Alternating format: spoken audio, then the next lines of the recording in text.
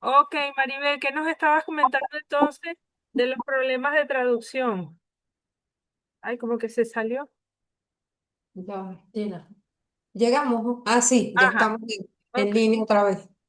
Bueno, que en hebreo, que estudiamos la clase pasada, Introducción a los idiomas bíblicos, una palabra podía tener muchísimos significados, ¿no?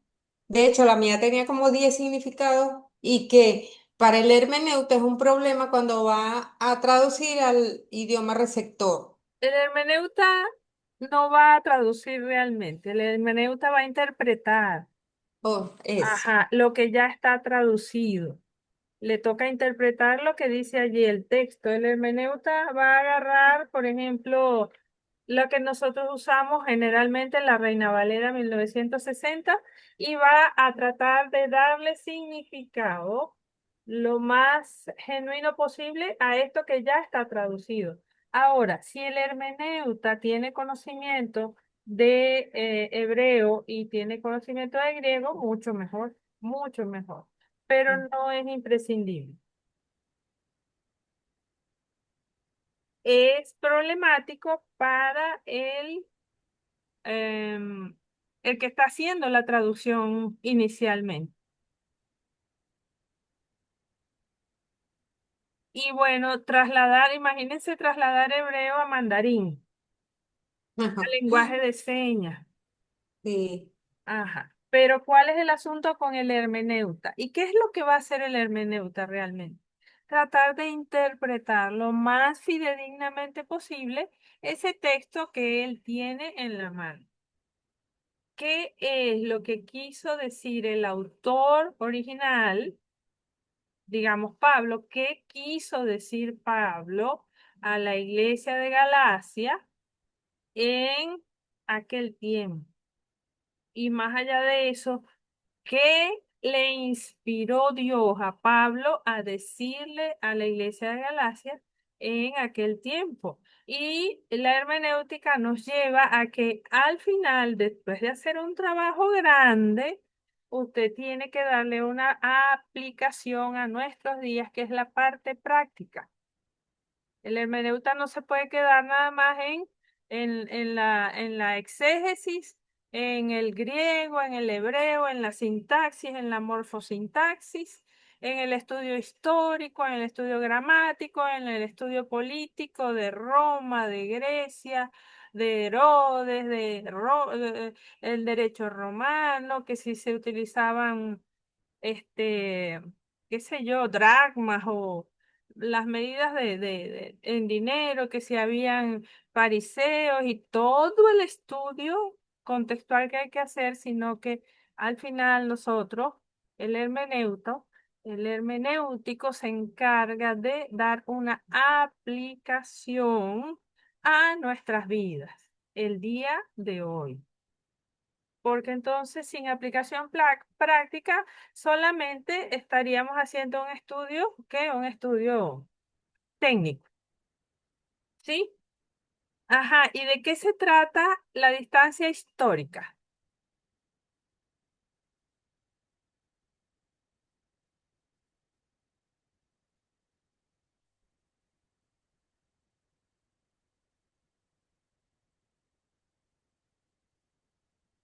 Puedes hablar. Ajá. Bueno, yo saqué esta conclusión. Dice Ujú. que la distancia histórica es el enorme espacio de tiempo, cultura, pensamiento y contextos que nos separa de los autores y de los primeros lectores de los textos bíblicos. Nosotros leemos el texto desde el siglo XXI, pero fue escrito desde realidades desde el siglo I hasta el XV, antes de Cristo. Exactamente. Ajá. Hay una distancia histórica, abismal entre nosotros y los sucesos de la época en que se escribió eh, los textos bíblicos. Imagínate Ajá, profesor. si nos Y vamos al exilio ujú. y a la época posexílica, cuando se cree que fue que empezaron a escribirse los libros ya en forma, Ay, la Valeria, época bueno. posexílica han pasado un bojote de años, históricamente muy diferente. Yo estoy segura que no existían lentes en esa época. Yo tengo lentes y el promedio de vida era diferente. Todo era absolutamente diferente. De hecho, en 1980 a 1925 han habido unos cambios tan dramáticos en la historia y en el mundo, es una cosa impresionante. Tan así que ya se habla del desuso de la inteligencia artificial. Y vienen cosas aceleradas, van a venir cosas que están sucediendo muy rápidas y en poco tiempo. ¿Alguien iba a preguntar algo?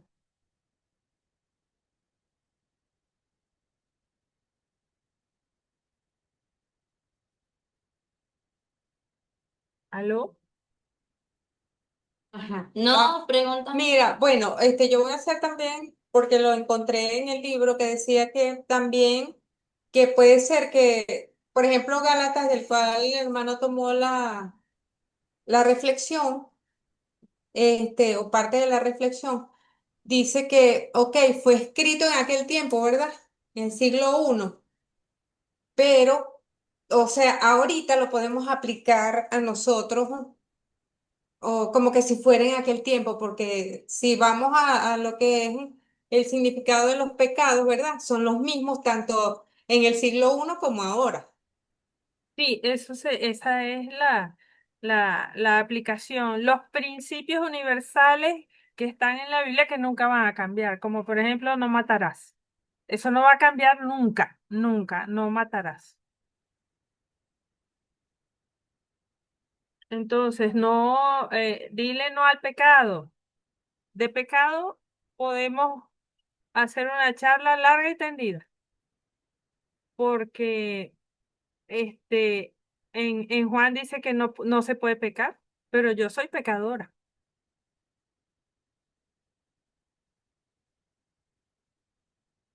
Que voy a la oración y pido perdón al Señor todos los días es otra cosa. Que con el tiempo, llamémoslo crecimiento espiritual, ya uno deja de reincidir en el mismo pecado de antes. Bueno, ¿y hasta cuándo, Abigail, vas a seguir?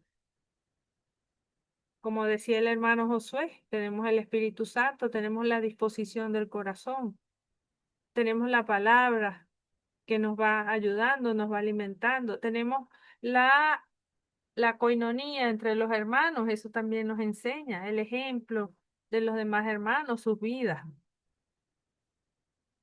Hay principios universales que no van a cambiar. Por ejemplo, esos 10 mandamientos. Eso no puede cambiar, porque si hay algo que el Señor abomina es no levante falso testimonio a nadie. Eso es abominable. La abominación es que da náuseas y el Señor vomita del asco que le da. No levantes falso testimonio. No robes, no mates, no adulteres. Son principios universales que vamos a conseguir en nuestros textos, que hoy se los voy a dar para que al final hagamos la aplicación a nuestros días, porque si ustedes se dan cuenta, para mí, la humanidad sigue siendo la misma, el hombre sigue siendo el mismo, con los mismos pecados y con los mismos rollos. Lo que hay es desarrollo técnico. Pues la gente dice, no, hemos evolucionado. La humanidad ha evolucionado mucho para que tú estés leyendo un texto tan antiguo. Evolucionado. Tú sabes cuántos niños violaron anoche, cuántos niños traficaron, cuántas mujeres fueron violadas, cuántos padres fueron maltratados por sus hijos y sus hijos por sus padres. ¿Cuántas mentiras se habrán dicho hoy en el planeta? ¿Cuántas?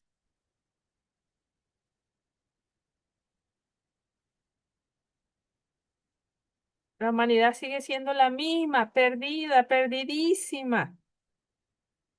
Entonces, hay principios universales, como bien tú dices, Maribel, que son inmutables, Dios no cambia. Él dice, yo no cambio y hay unos principios bíblicos que ustedes los van a encontrar en su texto cuando estén haciendo el trabajo y van a decir, ah, esto es lo que el Señor quiso decirle a ellos y esto se aplica a nosotros hoy en día también. ¿Por qué?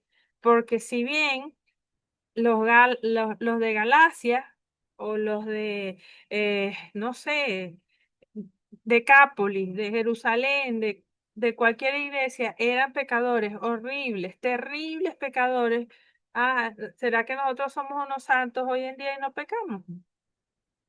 Aplica, sigue aplicando, igualito, igualito. La hermenéutica y más la homilética te da las herramientas para poder trasladar la verdad de aquel tiempo para, para nuestros días y darle la aplicación.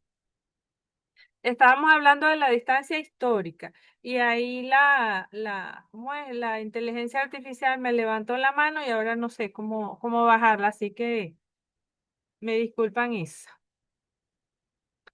Ajá. El equivalente dinámico, ¿quién se lo sabe? Ajá, aquí yo tengo una breve. eh, ¿Cómo es? No, perdón, se me olvidó la palabra, pero dice, es una filosofía o método de traducción cuyo objetivo principal no es traducir la palabra por palabra. Mm. Eso sería una equivalencia formal, sino transmitir el significado completo y el impacto del mensaje original al idioma receptor. Ajá, y en palabras que coloquiales. O sea que se entienda Ujú. el mensaje principal que transmite la palabra, porque de un idioma a otro no se, muchas veces no se puede transmitir la palabra por palabra directamente. Sino la oración completa. Ujú. Y el sentido que nos esté queriendo dar el mensaje. El mensaje. Sí, bueno. Y el equivalente dinámico es. Vamos a suponer que usted fue y buscó un interlineal en griego y usted quería ver realmente cómo era esa palabra en griego y qué decía, y ahí estaba todo desordenado, los verbos, usted casi no entendió, pero bueno, después entendió que el creyente no debe pecar. Eso fue lo que al final usted entendió, el creyente no debe pecar. Para ese poco de palabras en griego que estaban allí, regadas, un verbo por aquí, un sustantivo aquí, el sujeto de último, usted después de tanto estudiar y buscar y buscó aquí, el creyente no debe pecar. Cuando usted lo va a redactar y dice el creyente no debe pecar, ese es el equivalente dinámico del texto original que se está estudiando. ¿Estás de acuerdo con eso, Maribel? Sí, sí. Aunque, Ajá. no, o sea, cuando ella dijo palabra por palabra, me imagino que cuando se va a hacer una traducción, claro que hay que hacer la palabra por palabra, pero como tú bien acabas de explicar, la oración completa, que tú no vas a poner todo aquello y como que lo resumes en una sola frase. Y así como está ese en griego, está la Biblia en hebreo, están los interlineales también. Sí, por Tenemos, ejemplo, quedaría algo así como que blanco como el algodón. No puedes decir ajá, algodón solo. ¿De acuerdo? exacto. Ok, seguimos pues. Vamos a ver cuál puse aquí de siguiente.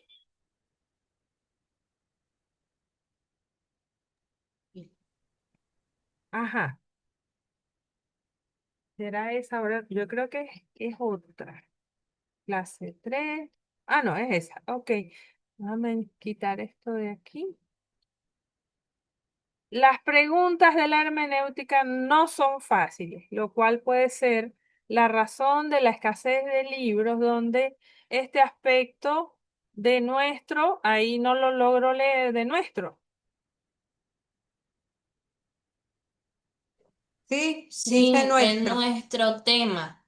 de de nuestro nuestro tema. tema. Ajá. Ajá. Entonces vamos a suponer que yo les diga, les asigne hoy y a ti te toque los salmos y a ti te toque la profecía y a ti te tocó una epístola.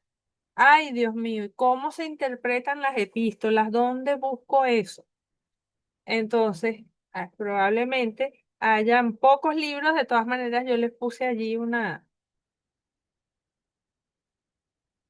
serie de bibliografías. Y a menos que esto se trate de que esté hablando de cuando uno le hace preguntas al texto que está leyendo. Uno mismo le hace preguntas al texto que está leyendo. Por ejemplo, este, y había un muchacho que salió desnudo la noche que apresaron a Jesús. ¿Cuál es la primera pregunta que uno se hace? ¿Cuál sería? ¿O cuál pregunta usted se hace? Ah, ¿Por qué salió desnudo, por ejemplo? Por ejemplo, ¿Quién ¿quién era ese era? muchacho? ¿Qué hacía ahí? ¿Qué hacía ese muchacho ahí? Ajá, exacto. Entonces uno le va haciendo preguntas al texto y eso te va llevando a investigar. No hay tampoco buen concierto en cuanto a la manera de tratar esta tarea. Sin embargo, esta es una zona crucial y los creyentes necesitan aprender a hablar entre sí sobre estas preguntas y a escuchar. En esto deben estar de acuerdo. Un texto no puede significar lo que nunca significó. O para ponerlo de modo positivo, el verdadero significado de un texto bíblico para nosotros es lo que Dios se propuso originalmente que significara cuando se expresó por primera vez. Ajá, ay, ¿y por qué Pablo o por qué el autor está poniendo ese muchacho desnudo ahí en esta escena que yo estoy leyendo? ¿Qué se proponía Dios con esto? ¿Quién era él? Tratar de meterse en el pensamiento del autor del libro, del escrito. ¿Y por qué este hombre pone Lucas allí? ¿Por qué está poniendo que salió un muchacho desnudo corriendo? ¿Qué tiene eso? ¿Qué significado para el texto bíblico, para lo que yo voy a decir cuando yo vaya a explicar? Ah, eso es lo que nosotros necesitamos encontrar. Ahora, probablemente cuando usted estudie su texto, usted a lo mejor llega a la conclusión y dice, mira, aquí lo principal no es que salió alguien desnudo, aquí lo principal es que el Señor se entregó por sí mismo y no que lo pusieron preso y no que hubo alguien que tenía más poder que él y lo mató y lo apresó. No, él se entregó por voluntad propia para nosotros. Entonces, eh, yo creo que puede ser una muy buena pregunta para el quiz de la semana que viene, de eso, poner esa pregunta. ¿Qué significa que un texto no puede significar lo que nunca significó? Y es lo que Dios se propuso originalmente que significara cuando se expresó por primera vez. Y ese es el punto de partida. El propósito de ese libro es la manera de tratar el texto de ahí en adelante. ¿Qué se propuso Dios? ¿Qué tenía en mente Dios cuando decidió conservar este texto, eso que yo les voy a dar, para que yo lo lea hoy y qué información me va a dar a mí y qué información me va a dar ese texto a mis hermanos, a mi familia, a alguien que te haya preguntado algo? Entonces, yo puse esta página aquí porque nosotros vamos a interpretar unos textos que yo le voy a poner, ¿verdad? Aunque si usted quiere, yo les dije a ustedes que si ustedes quieren interpretar un texto que ustedes toda la vida lo han querido estudiar, bueno, que me dijeran. Y todavía estamos entre amigos, estamos aquí aprendiendo. Este, pero cuando se distorsiona la palabra de Dios, no es poca cosa. Fíjense cómo el Señor llamó a los intérpretes de la ley que se las daban de tan sabios y serpientes, hipócritas. Este, los confrontó duramente durante todo su ministerio y fue reiteradamente diciéndoles a ellos, ustedes han alterado las cosas. Y por ejemplo, en Lucas 11, 46 al 52 lo pueden leer. Yo puse nada más. Hay de vosotros también, intérpretes de la ley, que son ustedes que van a interpretar el texto. O cuando un pastor o alguien que se hace llamar apóstol, profeta, enviado, el Señor me dijo, interpretando a nombre del Señor, porque cargáis a los hombres, sobrecargan a los hombres con cargas que los hombres no pueden llevar, porque ustedes malinterpretaron la palabra. Y entonces, vamos a suponer que alguien se quiere acercar al Señor y entendió que esa persona entendió que no puede pecar. No, tú no puedes pecar, si no para la iglesia no vengas. Entonces esa persona, por ejemplo, tiene un pecado de fumar y dice, no, yo no puedo ir a la iglesia pues yo fumo y eso debe ser un pecado. Entonces, nada, yo ni me asomo, yo paso lejos porque yo huelo a cigarro. Ellos son santos, porque uno no puede pecar, pues. Entonces, cargar a la gente con cosas que realmente no se han dicho, no es bueno, ay de vosotros, porque cargáis a los hombres con cargas que no pueden llevar, pero ustedes ni aún con un dedo se atreven a tocar esa carga que ustedes han puesto sobre los demás. ¿Qué hacían los fariseos y los escribas? Abusaban de las viudas, oprimían a los extranjeros, estafaban, usuraban a la gente más pobre. Es más, ellos decían que si ellos ofrendaban al templo, iban y les decían a sus papás, mira, yo no te puedo ayudar porque lo que yo iba a apartar para ayudarte, yo lo llevé al templo. Entonces esa es mi ofrenda para el Señor. Y miles de cosas terribles. De ellos se decía, mira, de los escribas y de los fariseos, si pueden, hagan como ellos hacen, pero no sean como ellos son.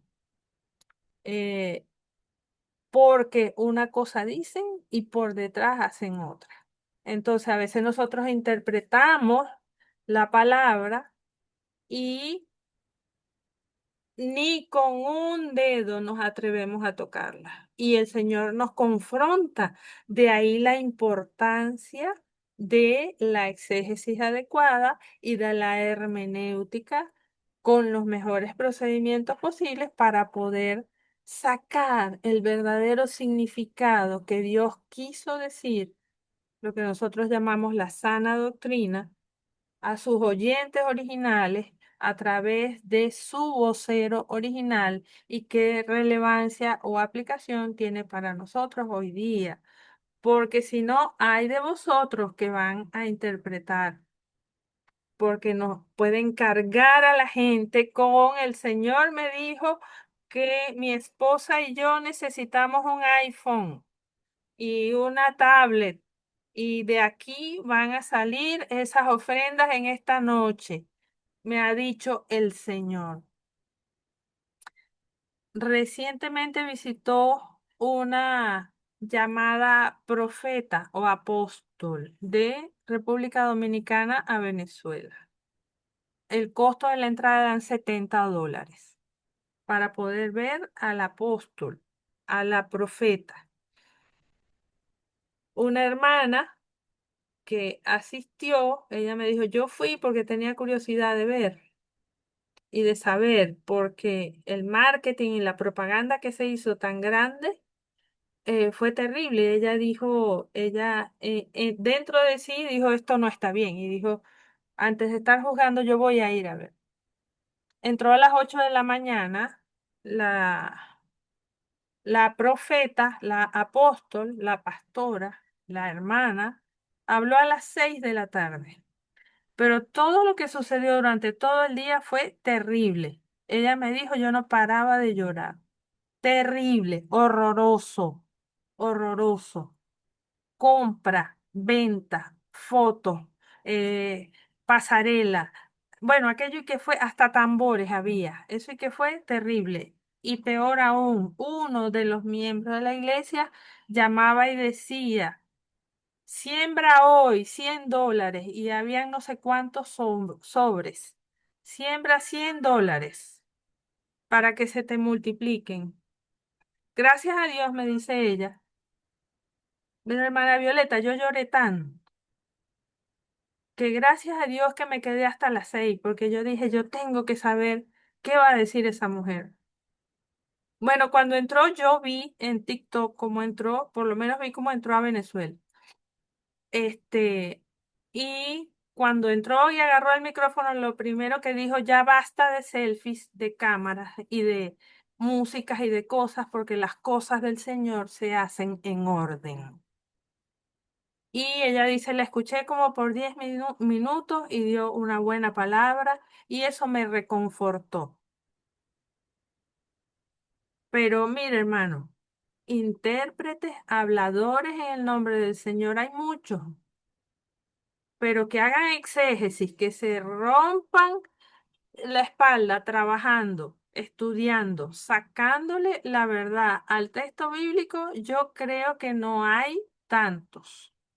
Es mi juicio, aunque el Señor dijo, no juzgarás. Entonces, hay de ustedes que hoy les voy a poner un texto para que lo interpreten. ¿Qué opinan de eso?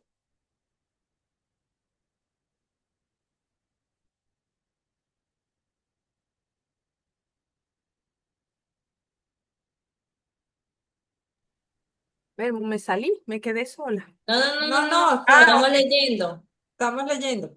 ok. Este, Esto lo puso Maribel en el chat y a mí no me gusta dejar cosas en el aire. Esto es un dicho de Martin Lloyd Jones. Eh, Bueno, y hacemos este, un poquito, si tratamos de interpretar un poquito sin conocer el contexto de él, ¿qué dice ahí? bueno, en la iglesia siempre nos ha enseñado que la iglesia no es el templo, sino que somos todos. Y Cristo murió no solamente para la salvación de los judíos, sino también de los gentiles, que somos todos los que no somos judíos. Ujú. Entonces, yo creo que aquí quiere decir es que la iglesia, que somos todos los que tenemos el Espíritu Santo dentro de nosotros, Amén. somos el nuevo Israel, o como dice ahí, el Israel espiritual. Y la Biblia dice que Israel es el pueblo escogido de Dios. Sí, ajá, amén. Entonces, creo que se refiere es a que cuando nosotros aceptamos a Cristo, todos venimos a ser parte de la simiente de Abraham. Correcto. Ok. ¿Algún otro comentario ahí? Porque Maribel lo colocó ahí y dijo, ¿qué pasa entonces con Romanos 11, Maribel? 11, Ajá. sí, ¿Cuál es tu comentario? porque, bueno, porque lo que pasa es que también son las enseñanzas que uno recibe, ¿no? Ujú, Por ejemplo, él dice, la iglesia es el nuevo Israel, ajá, el Israel espiritual, la verdadera simiente de Abraham. ujú, Y ella consiste de judíos y de gentiles. Pero cuando nosotros llevamos ese concepto a Romanos 11, ujú, dice que nosotros somos injertados en el buen olivo por medio de Jesucristo. ujú. Pero Pablo hay una salvedad cuando dice, pero tengan cuidado, no se enorgullezcan, no vaya a ser que sean desgajados, algo así. Sí, yo lo que creo que él intentó decir es más o menos lo que dice Valeria, ¿no? Creo yo, parafraseando un poquito. De esas oraciones, la iglesia es el nuevo Israel. Ok, yo no tengo mayor problema. El Israel espiritual, porque Israel realmente ahorita, cristianos en Israel hay poco. Entonces pudiéramos decir que el Israel espiritual está como esparcido en el mundo. Ahora, cuando dice la verdadera simiente de Abraham, ahí yo creo que también es simbólico. Sin embargo, si lo vemos desde ese punto de vista literal, no, la verdadera simiente de Abraham son los judíos, el pueblo de Israel. Ah, pero Martin Lloyd Jones, hasta donde yo sé, formó parte. ¿Me oyen? ¿Aló? Creo que me quedé sin conexión. ¿Aló?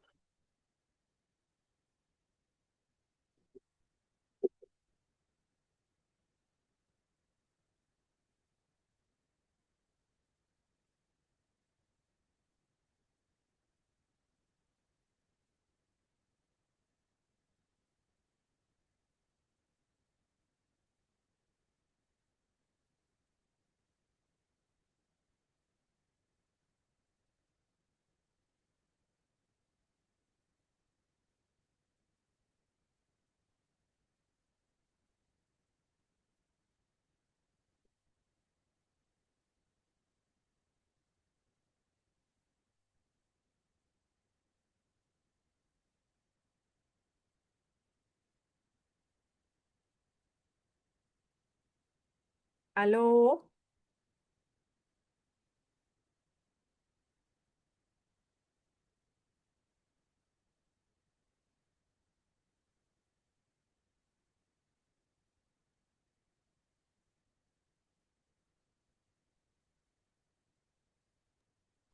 No te escuchamos, Sí, es que no te escuchamos. tengo problemas full con el internet. Estoy tratando de conectarme con el OLAX. Ya voy. Pero pueden ir comentando. Yo les escucho.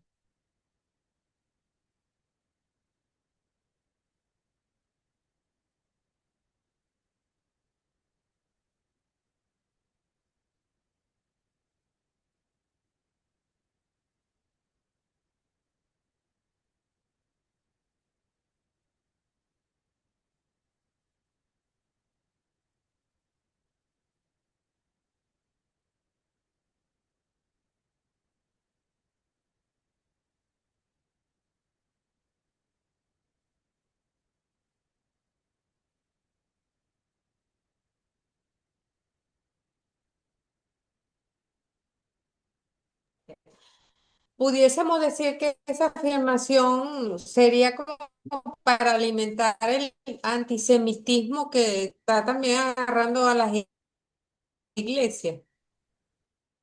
Lo que pasa es que el hoyo era de la corriente del secesionismo. Inclusive creo que del super secesionismo. Por eso dice, bueno, ya no es Israel, somos nosotros.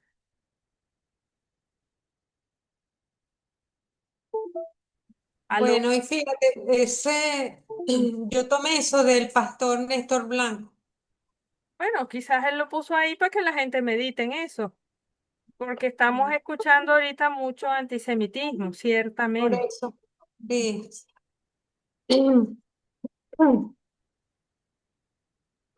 A ver. Y el gato. Ajá. ¿Aló, me oyen? Sí, ahora sí te oímos. Ok, déjame ver que creo que hay un comentario por aquí de Maricelis. El problema de todos los siglos es que muchos le han dado significado al texto que nunca significó. De allí los muchos vacíos que hoy se pueden apreciar en el transitar espiritual. Aquí empezó a llover. Exactamente lo que está diciendo Maricelis. La mala interpretación de las escrituras, que es lo que genera las herejías y las divisiones y las sectas y las interpretaciones particulares y múltiples cosas. Entonces, bueno, yo eso lo puse ahí porque como tú lo habías compartido, entonces yo dije, vamos a hacer aunque sea un comentario de eso te exhorto a que revises la vida de él. Él fue un tremendo médico que dejó su profesión allá en Inglaterra y se dedicó a la predicación de la palabra.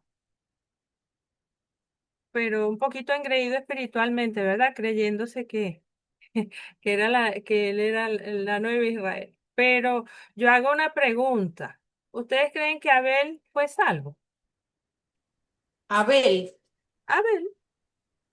Abel el de Génesis, el hijo de Sí, Adán. sí, ese.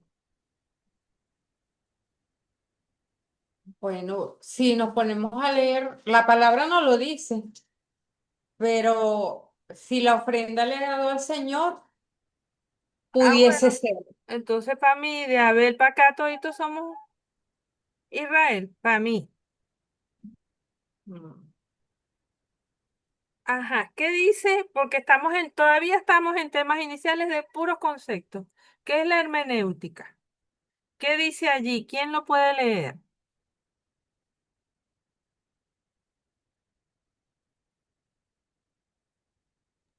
Dice, la hermenéutica es la ciencia de la interpretación. El término etimológicamente se deriva del verbo griego hermeneuo, que significa explicar, traducir, interpretar. Por su raíz, Herme ha sido relacionado con Hermes, el mitológico heraldo de los dioses, a quien se atribuía la invención de los medios más elementales de comunicación, en particular el lenguaje y la escritura. Ok. Eso es porque el hermano Josué nos había comentado que hay gente que dice que no se debe utilizar la palabra hermenéutica porque está relacionado con un dios griego. ¿Qué opinan ustedes de eso? A mí me parece que eso es como religioso Ok, bien. y también falta no sé, de conocimiento, de información. Porque si a ver, vamos, hay muchísimas palabras relacionadas con los dioses griegos y los romanos y nadie anda diciendo, no, no hablemos de eso. Si el propio Pablo habló de los dioses griegos, del tiempo helenístico en que él estaba. Sí, es correcto. Entonces no podríamos ir a ningún galeno, ¿verdad? A tratarnos la salud. Ajá, vamos a ver qué dice. Esto debe ser exégesis. Actualmente se usa para expresar la práctica de la interpretación del texto, mientras que la hermenéutica determina los principios y las reglas que deben regir la exégesis. Ellas van de la mano. A mí realmente me parecen casi lo mismo. Les soy sincera. Para mí hacer hermenéutica y exégesis son interdependientes.